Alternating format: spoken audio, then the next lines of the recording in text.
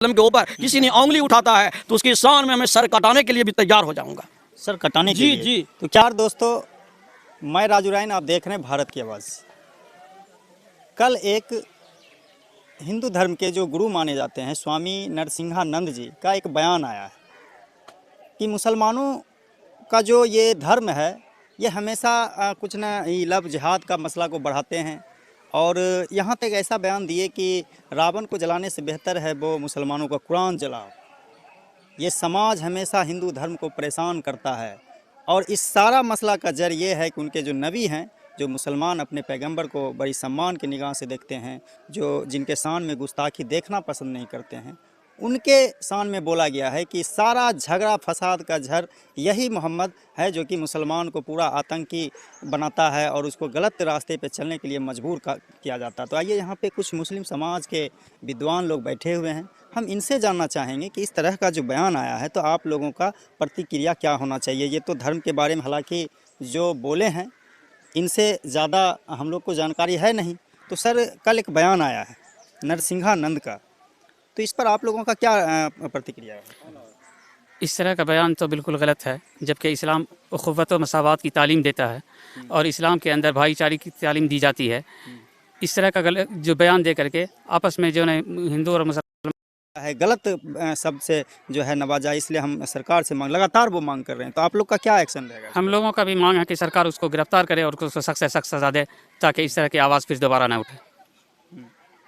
चलिए और लोगों से बात करते हैं। यहाँ पे इमाम साहब हैं, जांगिर साहब, हम इनसे बात करेंगे। सर, लगातार जो है इससे पहले भी एक विधायक है महाराष्ट्र से नवनीत राणे, उन्होंने भी कहा था कि जो है अगर राम के बारे में कोई खिलाफ बोलता है तो हम उसके मस्जिद में घुस के मारेंगे। तो हालांकि मुख्य बात यह है कि अगर कोई बोलता है तो उसको कानूनी तरीके से सज़ा मिलनी चाहिए। अगर मिला भी नहीं, एडवांस तौर पे आप बधाई दे रहे हैं, एडवांस तरीके से धमकी दे रहे हैं, तो इससे समाज में क्या संदेश जाएगा? तो इस पर भी हम बात करेंगे। यहाँ पे जांगिर सर, हमारे चैनल पे आपका स्वागत है। आपका भी बहुत बहुत शुक्रिया और धन्यवाद देता हूँ जी। कि ये जो किसी भी धर्म की, सनातन धर्म को मैं उतना ही प्यार करता हूँ और अपनी इस्लामी धर्म को भी उतना ही प्यार करता हूँ। अगर किसी ने मनमोहन गुरु के बारे में सनातन धर्म को प्यार करते हैं? जी जी, वो इसलिए कि भारत में हम रहते हैं तो भारत का एक संस्कृति लेके हम चलते हैं। अब तो मुसलमान है तो फिर सनातन को कैसे प्यार करते हैं? जब देख लीजिए इसे बाढ़ पीड़ित का मौका आया तो रामपुर में हमने करीब 100 घर आबादी को, हिंदू को मैंने ये राशन तकसीम किए हैं, मुस्लिम को भी तकसीम किए हैं। आज मैं जो सोच रहे हैं कि भदला गांव है वो भी बाढ़ पीड़ित से पीड़ित है, जिसकी वजह से हम किसी भी समाज के लिए जो है मदद करने के लिए खड़ा रहते हैं। अगर हमारे नबी पाक सल्लल्लाहु अलैहि वसल्लम के ऊपर किसी ने उंगली उठाता है तो उसकी शान में मैं सर कटाने के लिए भी तैयार हो जाऊंगा। सर कटाने के जी लिए? जी। तो क्या लगता है इसके लिए आंदोलन चलेगा क्या? लंबा आंदोलन चल रहा है और चलना चाहिए। चलेगा, इसलिए कि चाहे मुस्लिम ही क्यों न, अगर सनातन धर्म के गुरु को किसी तरह की अभद्र भाषा बोलता है तो वो मुस्लिम को भी उसी उतना ही कड़ी सजा देनी चाहिए। किसी के धर्म के ऊपर ठेस पहुंचाना ये हमारा काम नहीं है। और आज जो है ये महाराष्ट्र में स्वामीनंद बेबक नरसिंह राम जी, जो इन्होंने इस तरह की बताया कि नबी पाक सल्लल्लाहु अलैहि वसल्लम सबसे जड़ है झगड़े का। आज तो उन्होंने गीता का उनको ज्ञान नहीं है, उसको रामायण का ज्ञान नहीं है। जब गीता के अंदर था असमुराद रमधिदादी अल मोहम्मदो, हर चीज में मोहम्मद रसूलुल्लाह सल्लल्लाहु अलैहि वसल्लम का वेद के अंदर भी इसे खंडन किया गया है। तो आज जो है हम तो हमारे कुरान के ऊपर तुमने उंगली उठाते हो, ये गलत है। अगर देखिए, अगर वो उनको जानकारी नहीं होती तो इतना लोग उनको गुरु क्यों मानते हैं? जी, ढकोसला गुरु ढेर है, मौलवी भी ढेर ढकोसला मिलता है आपको। मौलवी भी ढेर और क्या नहीं पता नहीं आपको? ढेर सारा जुब्बा ढुब्बा पहन करके देखते ना कि जब मौलवी के लाइन में मिल करके भिखारी बनता है ना, कई जगह पकड़ाया है ना, क्या वो मौलवी है? नकाब पहन करके औरतों ने गलत काम करता, क्या वो मुस्लिम है? नहीं, ये तो एक ढकोसला बनाया हुआ है। ये तो कोई जो है ये क्या नाम है, जुब्बा जुब्बा पहन के कोई है। इसी तरह से ये जो है ये बाबा हो या पंडित हो, जो सही ज्ञान वाला होगा वो कभी भी किसी धर्म के ऊपर ठेस पहुंचाना कभी भी मुमकिन नहीं समझेगा। तो योगी सरकार से क्या कहना चाहेंगे इस मामले में? योगी सरकार से हम क्या कहेंगे? योगी सरकार हो या हमारे ये प्रधानमंत्री, क्षेत्र उन्हीं का है, गाजियाबाद का मामला है, क्षेत्र योगी जी का है, तो कार्रवाई तो वही करेंगे ना। तो योगी जी भी खुद करेंगे कार्रवाई, एकदम करेंगे। इसलिए उम्मीद है उनकी सरकार से, हमारी उम्मीद है कि वो खुद जो है इसकी कार्रवाई करेगी। तो देखिए, ये मोहम्मद जांगिर साहब हैं, मौलाना साहब, इन्होंने कहा कि हम सनातन धर्म का ही उतना ही सम्मान करते हैं जितना हम इस्लाम धर्म का सम्मान करते हैं। देखने से बिल्कुल आपको पता चलता होगा ये धर्मगुरु भी हैं, यहाँ पे कई लोग बैठे हुए हैं।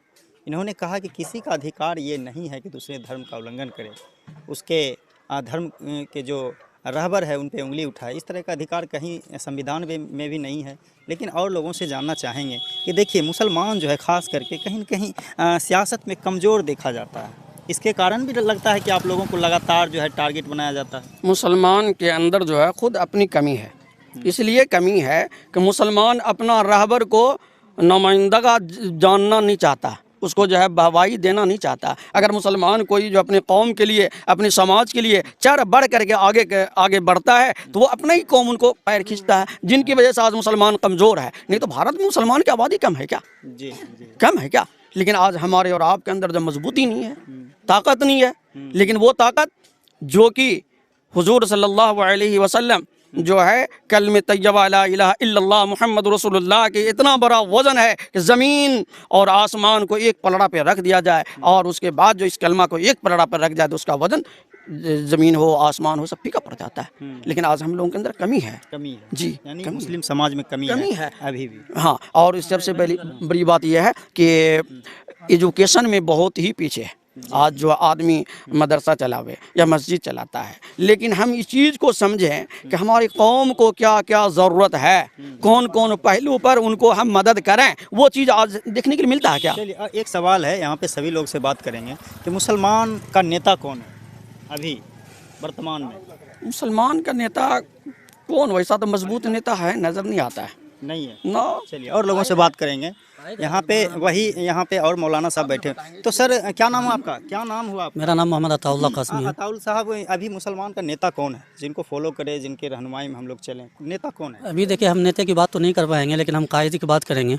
जो हमारे इस वक्त जो कायद हैं वो हज़रत मौलाना महमूद मदनी साहब दामद बरकातहुम सदर जमियत उलमाए हिंद हैं। हम उन्हीं की रहबरी पे चलते हैं और उन्हीं के बताए हुए तरीके पे हम लोग जो है जा कर के बाढ़ पीड़ित में जो जहाँ कहीं भी जो दुश्वारियाँ हैं, जो परेशानियाँ हैं, जो मुस्लिम की जन समस्याएं जी, और खाली मुस्लिम ही का नहीं है, बल्कि हर समाज के लोगों को वो खिदमत करती है। बहुत अच्छी बात जी। और ये तो छोटे बस्ती हैं, उनका तो बड़ा बड़ा कारनामा है। जैसे मद्रास है, बंगाल है, आसाम है, हर जगह उन्होंने बहुत बड़ी कामयाबी के साथ बड़े बड़े केस लड़े हैं और बड़ी जहाँ पे घटनाएं हुई हैं वहाँ पे जा कर के सैलाब मुतासिर को घर बना करके दिए हैं। ढेर सारे उनका काम है, बड़े पैमाने पे उनका बहुत नाम है। अब तो आप भी बोलेंगे कि महमूद मदनी ही साहब नेता है, तो आपसे पूछना चाहते कौन नेता है आपके नेता कौन है? अभी तो फिलहाल मजबूत नेता यहाँ पर कोई नहीं है, नज़र आ रहा। मुसलमान का मजबूत कोई नेता नहीं? नहीं। चलिए और लोगों से, ये गंभीर सवाल है सर, आप बुजुर्ग आदमी हैं, मुसलमान का नेता कौन है? नेता मुसलमान का जो दीन का सबसे बड़ा रहबर है, जो इस्लाम के कानून पे, हम सब के नबी के सुन्नत पे चलने वाला है, वो हर कोई नेता है। ये इस्लाम दीन, ये मज़हब जो है ये बड़ी पाकीज़ा मज़हब है। और हमारे नबी हज़रत मोहम्मद सल्लल्लाहु अलैहि वसल्लम जिनके बारे में भी कुरान जलाने की बात हो रही है, वो जो है दुनिया में रहमत बन के आए थे, चाहे वो मुसलमान हो। बाबा आपसे शॉर्ट में जानना चाहते हैं कि नेता कौन है जो आप लोग उनको फॉलो करते हैं, उनकी बात को मानते हैं, उनको देख कर चलते हैं, कौन है? जैसे आप ले लीजिए कि यादव समाज मानते हैं लालू यादव को नेता, पासवान मानते हैं चिराग पासवान को नेता, पटेल समाज मानते हैं नीतीश कुमार को नेता। आप लोग किनको नेता मानते हैं? अभी जमियत उलमाए हिंद के जो सदर हैं वो हम सब के अभी नेता हैं। कौन, नाम बताइए? मौलाना महमूद साहब। महमूद साहब। चलिए इन्होंने तो कहा, दो आदमी को बोले कि अभी मजबूत नेता नहीं। आपसे हम पूछना, क्या नाम है? मेरा नाम है मोहम्मद मुज़क्किर। साहब आपके नेता कौन है? हमारे नेता देखिए हमारे कायद हैं। अभी तो वैसा कोई नेता और लीडर नज़र नहीं आ रहा है जो हम लोगों के अंदर मजबूत सा हो, मेरी आवाज़ को बुलंद करे संसद में।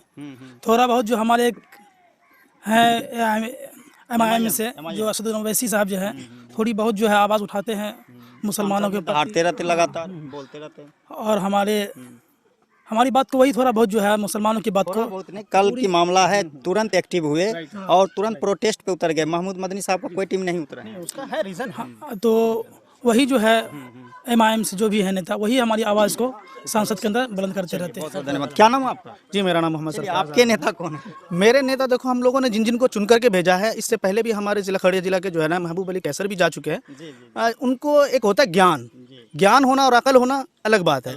अब असदुद्दीन ओवैसी साहब को हम नेता इसलिए मानते हैं, उनको संविधान के बारे में काफ़ी नॉलेज है और ऑलरेडी लॉ की नॉलेज है और लंदन से फारिग है वो। तो इसलिए जब भी वक्त मिलते हैं उनको, जब भी देखा उन्होंने सोशल मीडिया पे भी एक्टिव रहते हैं और जहाँ पर भी मुस्लिम को कुछ भी किया जाता है, उनके साथ मारपीट दुर्व्यवहार, तो उन पर सबसे पहले एक्टिव वो होते हैं और उनकी टीम ऑलरेडी इस पर वर्क करती है ज़मीनी स्तर पर। तो इसलिए मैं कहता हूँ जिन जिनको मुसलमानों ने चुना है उनका रहबर नहीं बन पाया, तो आप लोग कुछ फॉलो करें आप उनको, ताकि संसद में किसी ने बिल का विरोध किया, हर चीज़ का भी, वक्फ का भी मसला हुआ है, CAA का मसला हुआ, इन सब के मसले में जिनको नॉलेज है असदुद्दीन ओवैसी हैं। बाकी आप आगे जो है जमीयत उलमा हिंद का जो है काम। मेरा एक सवाल है, ये महमूद मदनी साहब के चहेते फैंस हैं, उनके समर्थक माने जाएं, तो ये एक सवाल है कि आप सब चाहे जो मुस्लिम के जो रहबरी कर रहे हैं, तो कहीं भी कुछ प्रोग्राम होता है तो आप एक प्लेटफॉर्म पर क्यों नहीं आते हैं?